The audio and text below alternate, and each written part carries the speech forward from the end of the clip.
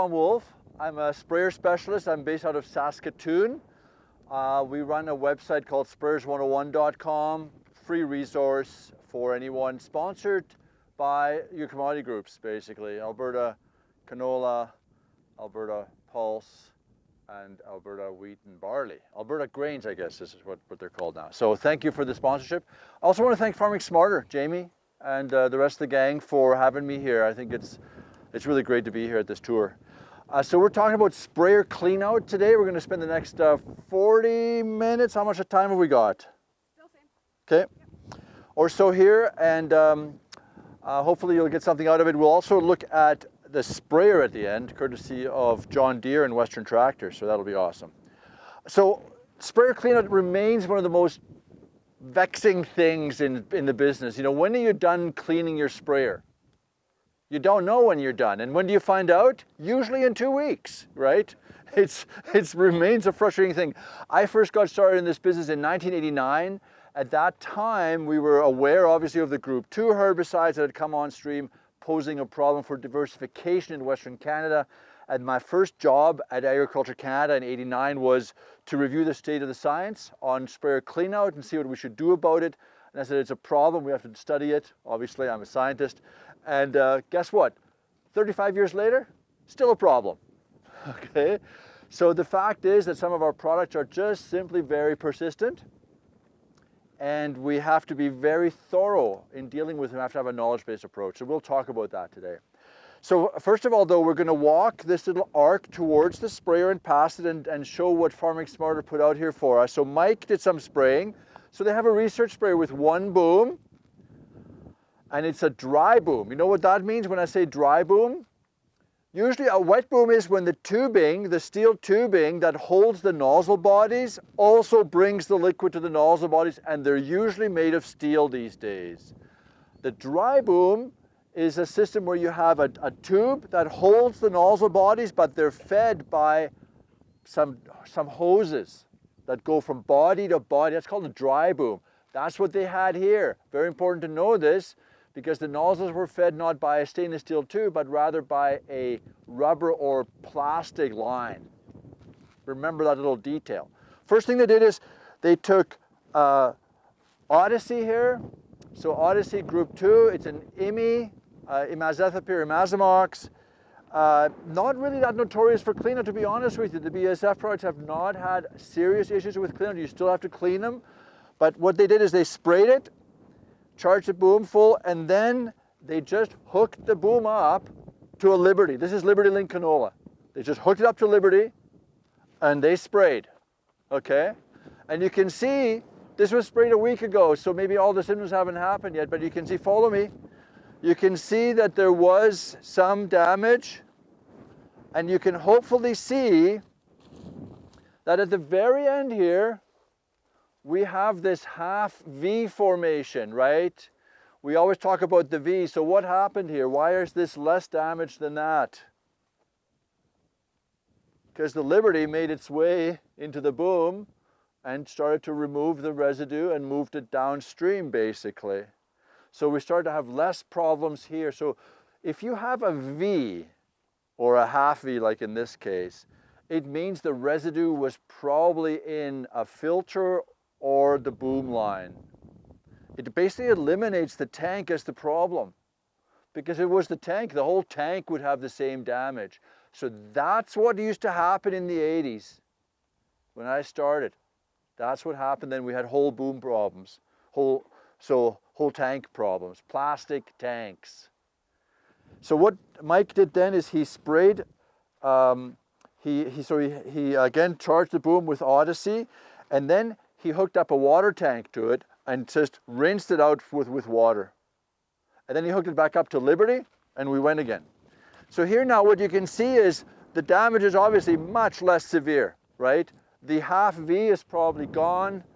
If you look a little close, if you're familiar with Group 2 symptomology, you're going to notice some of the Group 2 symptoms here still. So there's still a little bit of damage, and we might have to wait another week or two because Group 2s do take that long to have their full effect. So this might have a yield loss, maturity loss, that kind of a thing. The last thing Mike did was he again charged the boom with Odyssey, and then he rinsed it with water plus ammonia as per the label, and then flushed that out with water. And then he hooked up the Liberty and he went on, and you can hopefully see that, you know, the canola is about in the same stage, but if you look closely, you stop seeing the group 2 symptomology, the anthocyanin, the slight leaf cupping, some of the other symptoms, node swelling, that kind of a thing that group 2 sometimes have. And then the interesting stuff begins. So what he did then is he switched herbicides. Okay, so now what we're doing is we're starting right here on this flag. He stopped and he put in glyphosate and AIM. Popular burn off, sometimes later in the season as well for desiccation.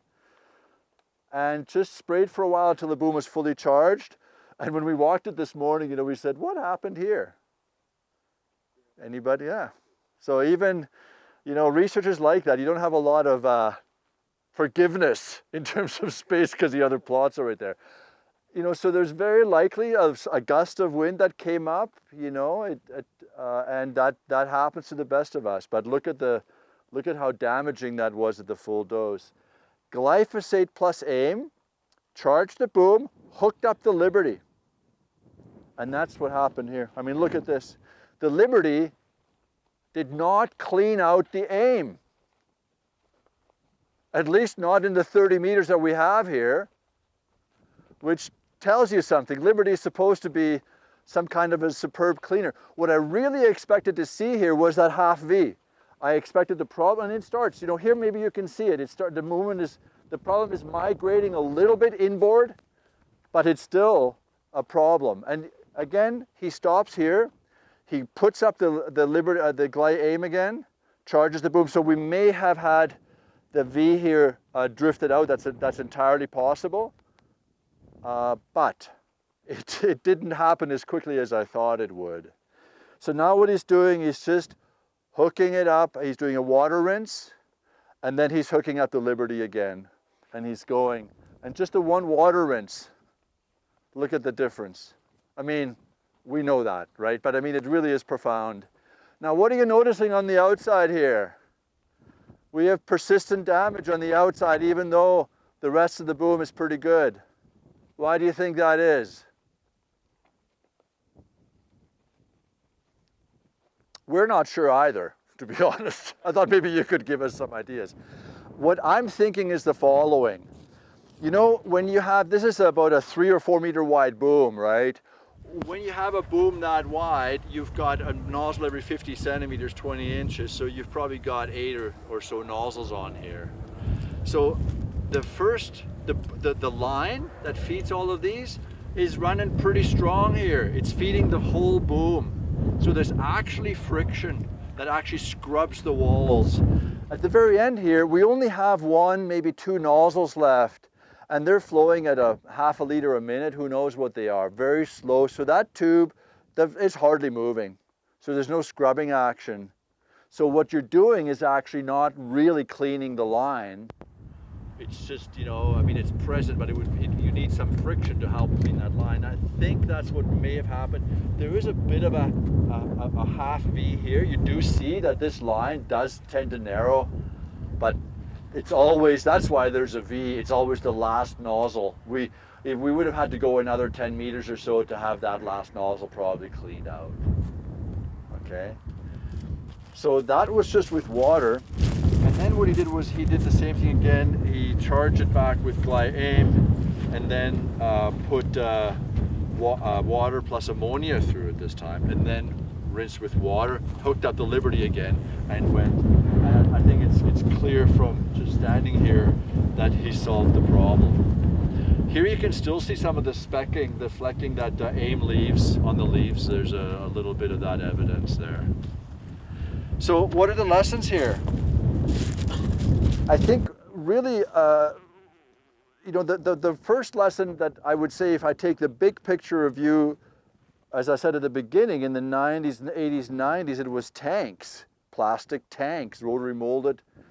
Most of our chemical formulations, not all, but a lot of them are oily, or at least partially soluble in oil. Group 2s are a mixture of oil and water soluble.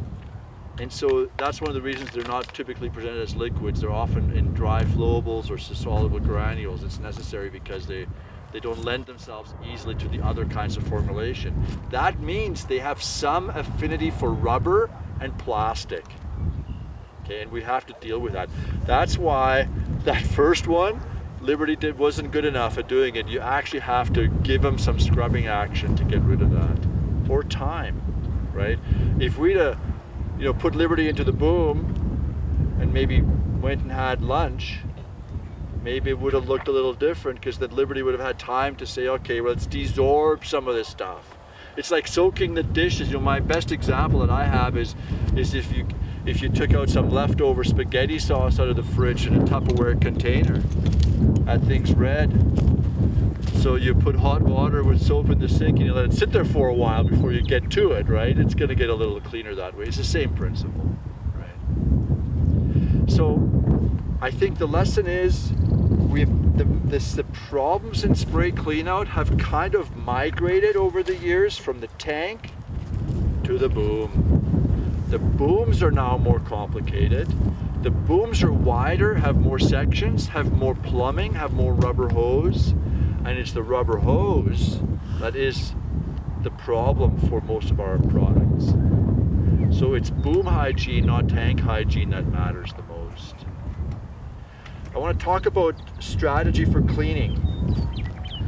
The first thing I would say is, you got to know, of course, what products are in the tank and what their properties are. Let's face it, it's the Group 2s. They're the big problems, and we've had problems with Group 14s as well, and other problems that are, some that are active in very low doses, like AIM here, Group 14. But it's primarily the Group 2s that are the big flag. So number one, mixing properly, allowing proper hydration. Like, it just really takes a few minutes. I know that I've been a strong advocate of mixing faster and getting done. But on the other hand, we do have to take the time to allow that to go into proper solution, because improper solution is a big part of the problem. Okay? pH. There's a lot of acidification going on in our world because it makes glyphosate work better. But it inhibits the solubility of many of our other products. The majority of the herbicides that we use, and certainly most Group 2s, dissolve better at high pH, not low pH. Okay? The ones that dissolve better at high pH are all the FMC products, those are sulfonylureas, all of the Bayer products, all of the Corteva products. The BASF products, those are the IMIs, they're a little bit indifferent to pH. They sometimes dissolve even better at low pH, some of them, but they don't have a strong pH response for solubility. So if you're tank mixing Group 2s in with other products, refrain from acidification if you can. It is a problem for those products. So just be mindful of that. Well, that's lesson number one. So formulation, obviously hydration, and then acidification. And the third one is this: if you're tank mixing a Group 2 with an emulsifiable concentrate, and that means it's an oily formulation. How can you tell?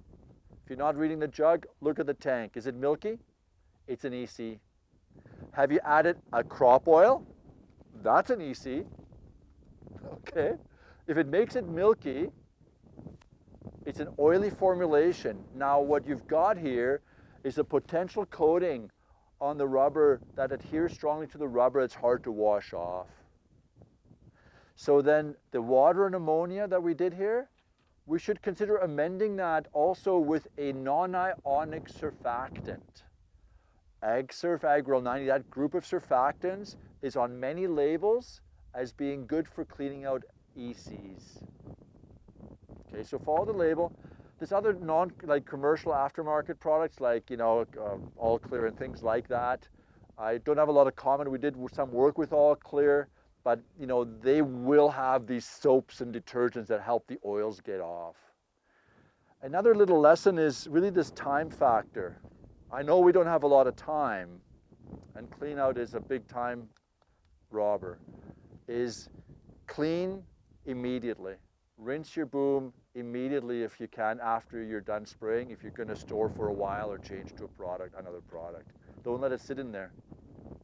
If you have the opportunity to put your cleaner into the boom, to let the cleaner now be in contact with rubber components, give that the time. That's where you should be spending the time. If you're going to go for lunch or something, lunch is for wimps, right, actually, during the spraying season. But that famous line from Wall Street. I'll never forget that line. Let's do lunch. Lunch is for wimps. You know, if you do have time, do allow the material to be in that plumbing then, okay? So those are the main lessons. Before we go to the sprayer, are there any comments or thoughts, questions about this? We're good. There's not been a problem, right? Okay. They're hard to solve, guys. I think that, you know, I've even been to farms where those people are super meticulous about clean out and we still saw problems and we can't really explain them. We've all been there, hey Dave? Like, it's just like, wow, you do stuff, I can't fault you. I can't fault you. And you know, you do have to visit the farm sometimes. People will tell you what they did and of course they're faultless, but you have to go to the farm. Because you look around the farm shop and you look around the farm and you learn something about the farmer too, right? So, all right, let's go to the sprayer. So I want to thank Chris. Chris is here for providing the John Deere sprayer. This is going to be the See and Spray sprayer this afternoon, guys, so this will be super interesting.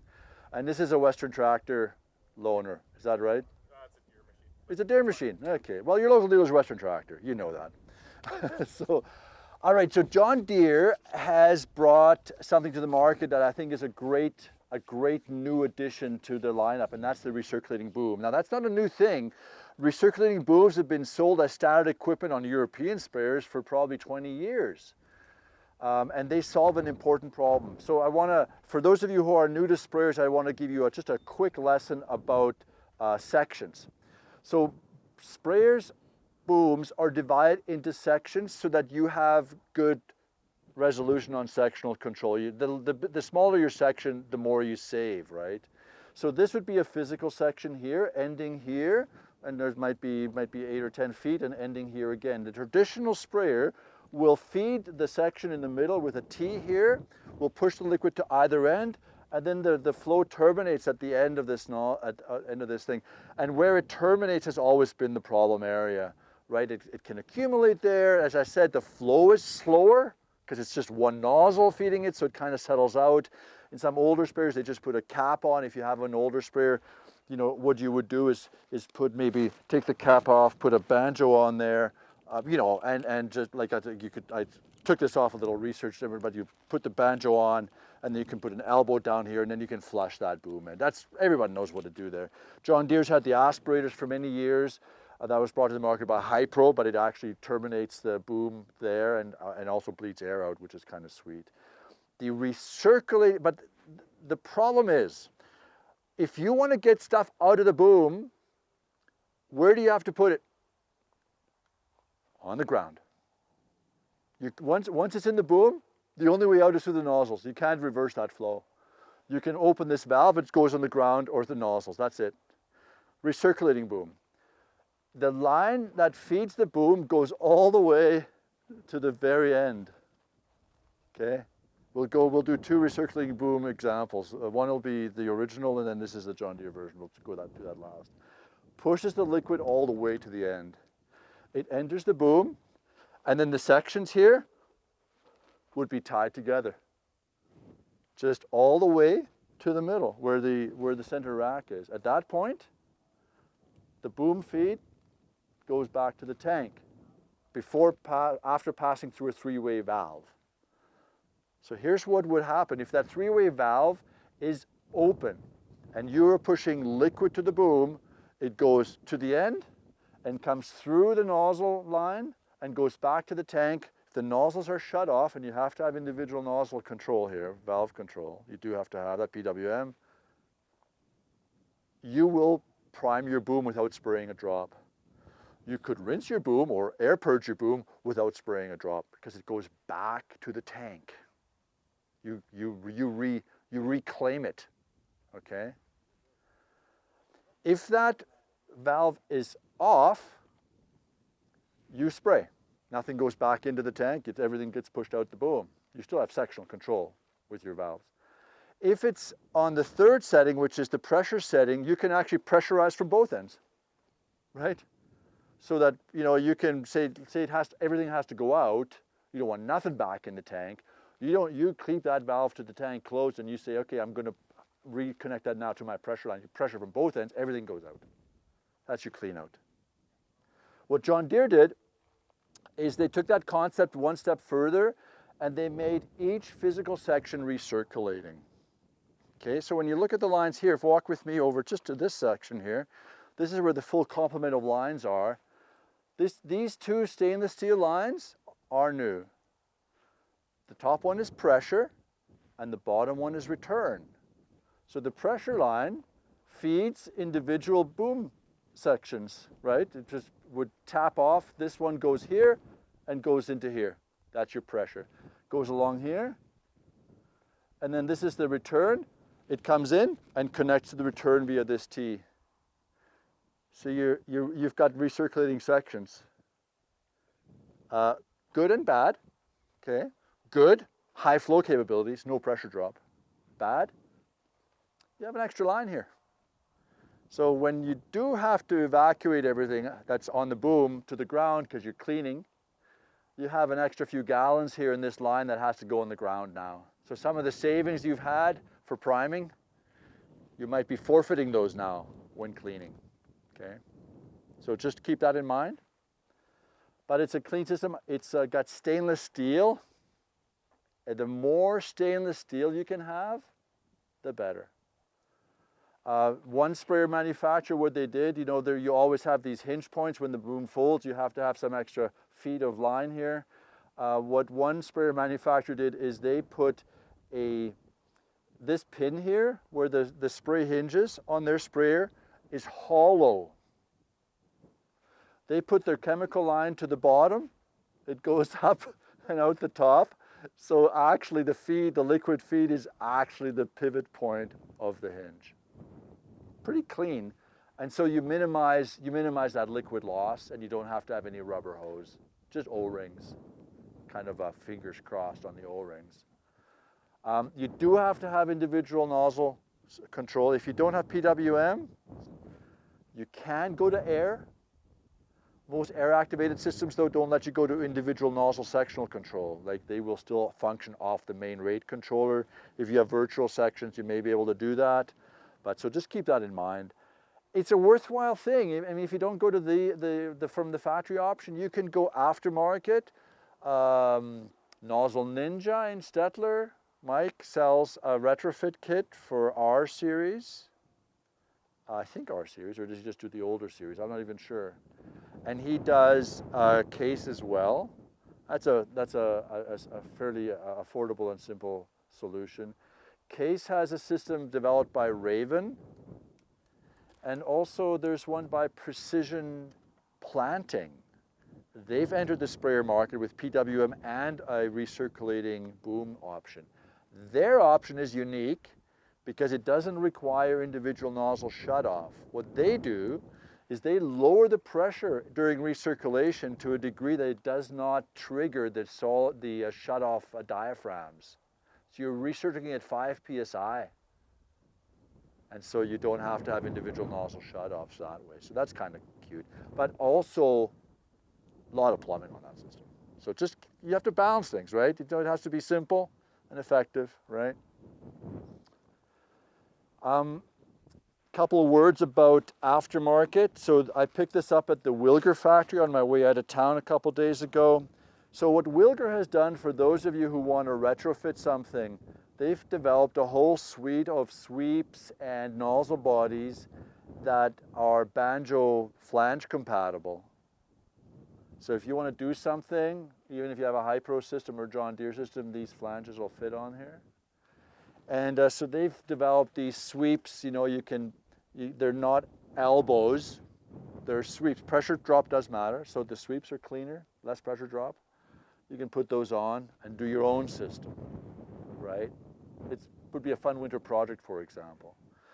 They have nozzle bodies here that are dedicated to the last nozzle body, so you actually have everything going out. There's absolutely nothing that can get stuck. It's just a clean line, narrows down to the nozzle, very nice. So then they do their recirculating here. So just a little plug for them. They've done a great job and will sell you kits to your liking. They've got all the pieces. Are there any thoughts or questions about this clean out thing? Observations? Yeah. Question. When we clean out, Yeah. we do all clear. Yeah. And I'll run it through the fill tank or the. That's right. If there's any of that left over, like sometimes I'll forget to flush that out with clean water. Does that hamper the product going back in for the next spray? So we have not tested all clear in terms of efficacy and performance, but I suspect that it should not have a strong effect. In the previous group, there was one individual who said that when he sprayed all clear on his crop, it did damage the crop. So, but you know, who's got, you know, a tank full of all clear? I mean, it would be a residue. I think it's mostly soapy stuff. I doubt very much. We did spray ammonia onto crops, various crops at sensitive stages, and saw no detrimental effect. So basically, on this John Deere, I would say, if you wanted to save some time, you know, when Mike sprayed these spots, he did ammonia and then water to get the ammonia out. I don't know if the water is technically that necessary. You spend a little bit extra time on the water ammonia. You could actually just have that tank full of water and ammonia or water and all clear and just keep it that way, you know. Look at, that stuff's not going to get into the tank. It's at best going to be in the boom. If you recirculate your boom back to the tank, it's a minute fraction, not going to have an effect. If you push it out, it's going to be your first 10 feet. I would say, don't worry too much about it. Like, it's a time thing, right? We're going to spend an hour and a half cleaning. Who wants to do that? Right. So, and another question then, we went from herbicide to insecticide here, and so now we've sprayed cereals. Yeah. And that was last for the herbicide. Go to pesticides, we sprayed 3 tanks out for grasshoppers kind of thing. Can I go to the pulses now? You think I'm safe? Oh boy. You can never tell someone that they're safe, because 2 weeks later you'll be proven wrong. So, but I'm going to tell you the classic thing that used to happen. And that is, look at as late as the 2010s, we had things like Express Pro still, before SG came out, where they would do the burn off, and then they would rinse their tank, and then they would do all of their cereal herbicides without any problem. They might even do flea beetles in between without any problem. And then they go to Roundup Ready or Liberty Link, and then they smoke their crop. Hundreds of acres of it. That's the classic head scratcher scenario with Group 2s. And these materials, if they're given time to adhere to these oil-loving surfaces, they will need time to come off those same oil-loving surfaces. And they come off with certain scrubbing materials, like the formulations in those 2 canola products. Whereas maybe an insecticide, they're often ECs, they're oily, they're not going to suck it off, they're going to contribute to the coating, right? So they're not going to be bringing it off. It's later that they're going to come off.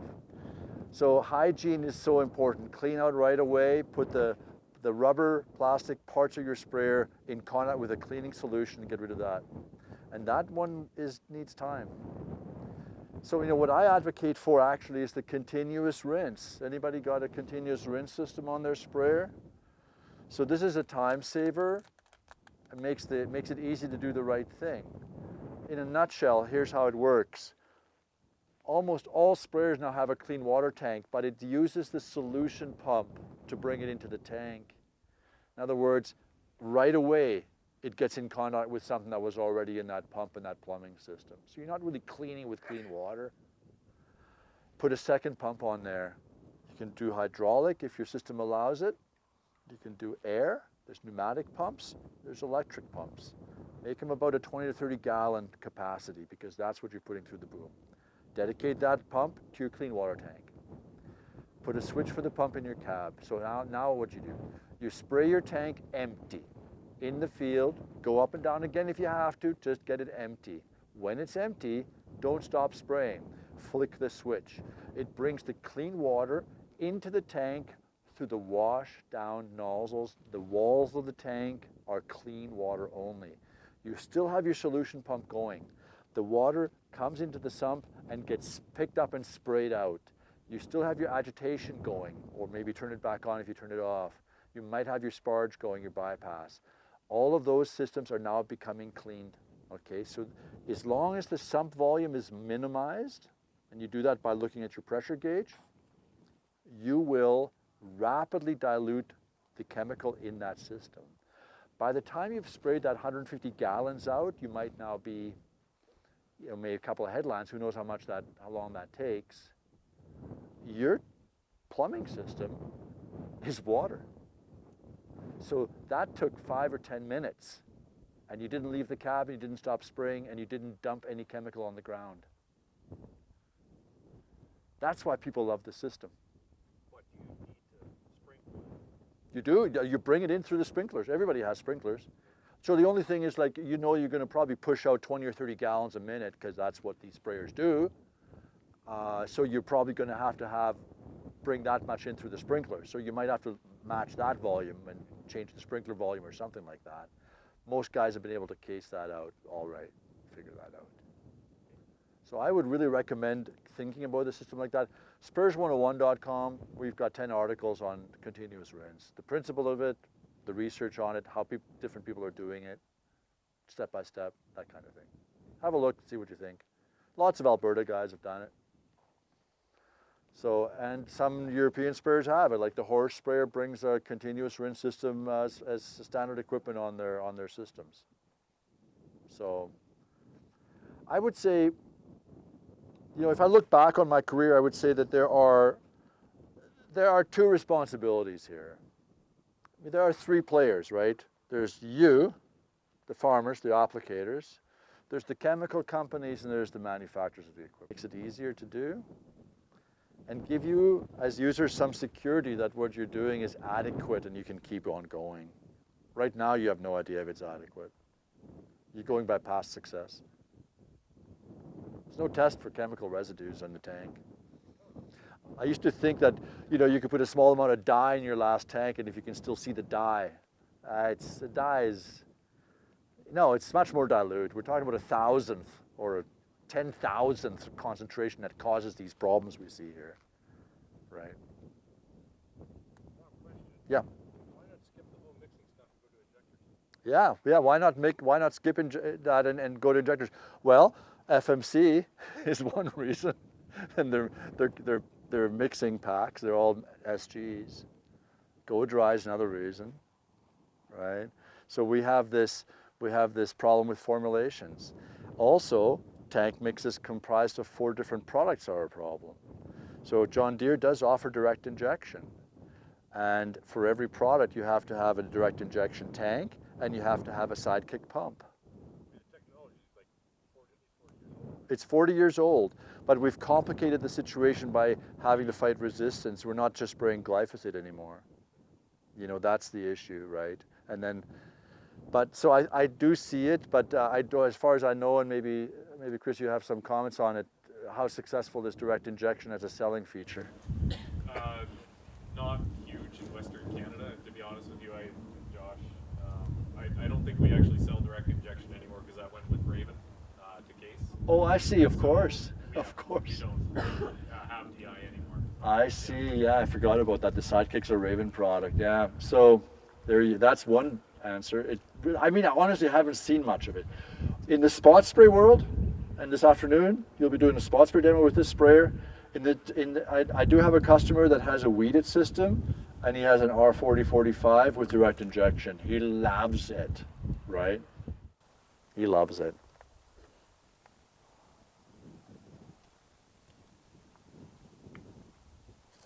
Is there Yeah. any disadvantage or I don't know, negative effect chemicals by mixing everything together in the same tank? You're going to have whatever you put in 5 or 6 different things in there together, all in the concentrated, fairly concentrated. Don't do that. One day you will have a handler full of pudding. You don't know what that day is, but it will come. Like you've got someone else mixing your chemical for you, so you get to the end of the field, they've got your... Yeah, of course, a hot batch, I know. But you know what? Handler makes a Handler 4. It has a 300-gallon tank. And the nice thing about that tank is that's probably enough, you know? That's probably enough to get things mixed. You don't have to have the full low concentration in the big tank. But what the nice thing about that handler is that it allows you to bring that mixed product back through the Venturi, right? So if you've only got 200 gallons to fill, you don't have any time, right? Your Venturi is not working long enough. So then you just recirculate what you've already got in the tank and you keep sucking in the Venturi, right? So that's actually a very cool system. Yeah, that's what I was referring to. Yeah. Because that's what how many liters is that just in that handler you've got? Is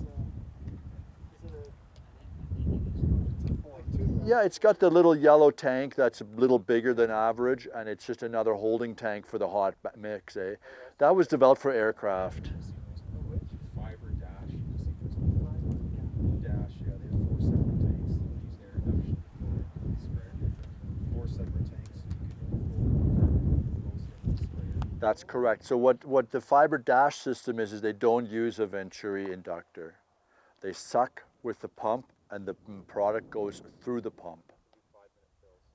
Okay, so what they do is they have 4 cone tanks of different sizes for different product rates. And you use an air-driven pump to fill those in advance, perhaps. And then you just have a manual lever that opens the valve and in the tank, et cetera, all from the side. That's the Fiber Dash, Crystal City, Manitoba. They're selling like hotcakes. They can't keep up. To go back to my first question, then it's okay as long as it's that bigger 2,000 liter. I don't know. Yeah, how big it is. you're good there. Absolutely. Don't worry about that. I was thinking that you were going to glug it all together, and I think you know that you shouldn't do that. Yeah. Very good, guys. So that's what I have. I mean, are there any other suggestions? It is a question. I mean, I thought we would walk around the sprayer more than that, and I did some sort of investigating of it. On the John Deeres, they do have the high and low flow feature, right? On these modern ones, they put a second flow meter on and a second line. Sometimes we've seen that line be used for high volume and then shut back off, and then you also have to rinse that if you have it shut off. So you just make sure that line gets open again. It's a little bypass on the left side. You see that banjo sticking straight up. That means it's shut off right now. Air purge is on this sprayer. Air purge is fantastic. If you haven't got a recirculating boom, air purge is a good second. Just you have to put it on the ground, right? Hey, Tom, when you're doing a rinse, do you recommend air purging after each rinse cycle, or just kind of at the end, or any comments around that? I don't think it's necessary to purge at the end. I think it's probably slightly better because, you do want scrub, right? And you do want velocity. So if your boom is full of air, the liquid flows to the last boom maybe faster because air can evacuate the nozzles faster. I'm kind of guessing. I think it's true, but maybe not. And so that would be maybe one advantage of having it air purged. Yeah. Get a recirculating boom. Some things should be standard, right? So, all right, guys. Thank you so much for the time. Enjoy the rest of your day. All right, thank you, Tom. Appreciate it. Thanks to Alberta Canola for sponsoring this session.